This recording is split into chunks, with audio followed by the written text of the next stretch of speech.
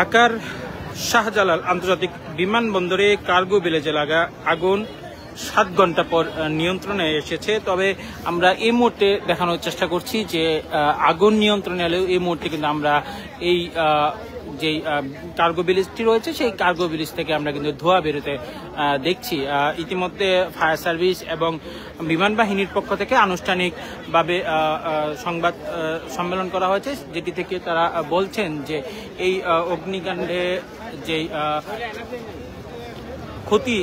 যেই ক্ষতি সেই পরিমাণ এখনো তারা নিশ্চিত করে বলতে পারেননি। তবে আমরা যেটি এই মুহূর্তে দেখানোর চেষ্টা করছি যে আপনারা দেখতে পাচ্ছেন যে এখনো কিন্তু আকাশে ধোঁয়া উঠছে, তবে পুরোপুরি আগুন নিয়ন্ত্রণে বলে দাবি করছেন ফায়ার সার্ভিস কর্তৃপক্ষ।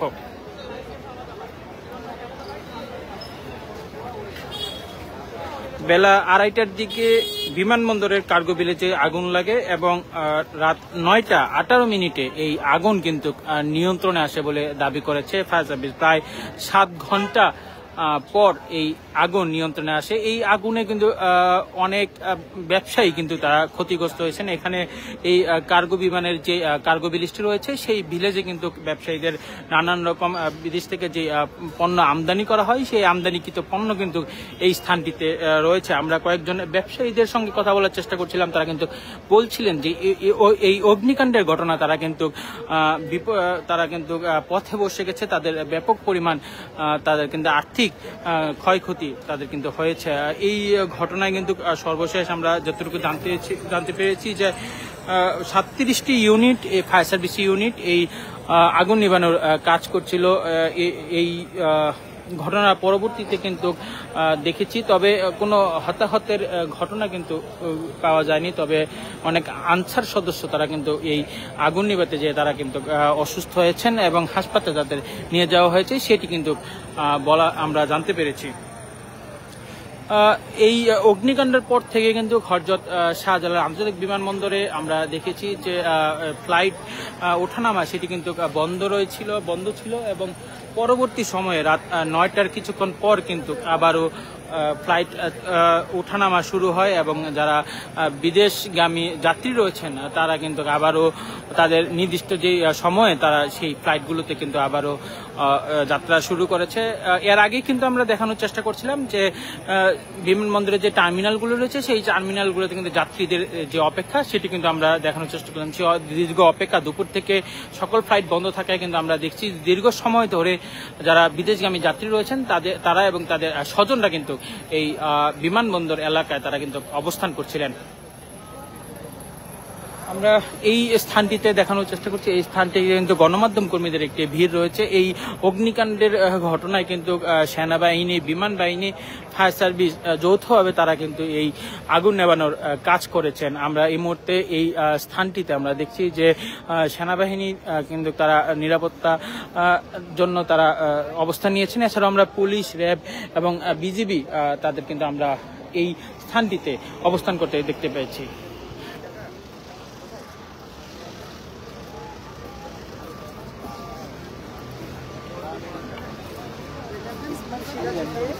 তার গার্লফ্রেন্ড ডাক দিচ্ছে, বেচারা যাইতে পারে না, এই জন্য মন মরা হয়। আমার মনে হচ্ছে আজকে গার্লফ্রেন্ড থেকে সেই হারে মাইন্ড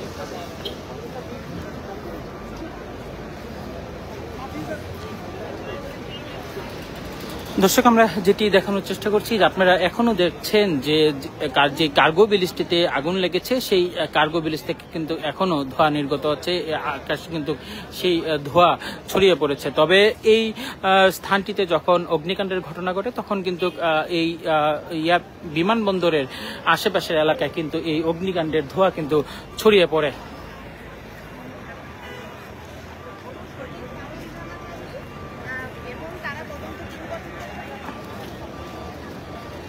ফায়ার সার্ভিসের পক্ষ থেকে যেটি বলা হচ্ছে যে এই অগ্নিকাণ্ডের ঘটনায় কিন্তু তারা কিন্তু সুনির্দিষ্ট কোনো কারণ কিন্তু তারা এখন পর্যন্ত তারা নির্ধারণ করতে পারেনি। তবে 6 সদস্যের একটি তদন্ত কমিটি কিন্তু এই অগ্নিকাণ্ডের তদন্তের জন্য তারা কাজ করবে, সেটি কিন্তু জানানো হয়েছে ফায়ার সার্ভিসের পক্ষ থেকে।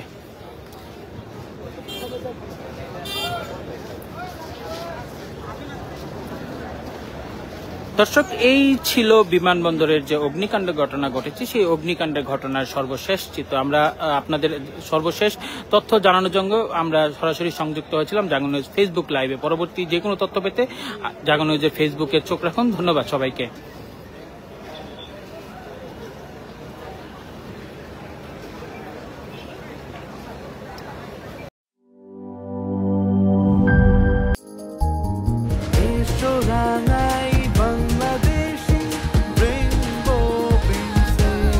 রেইনবো পেইন্টস, ছড়াও জীবনের রং।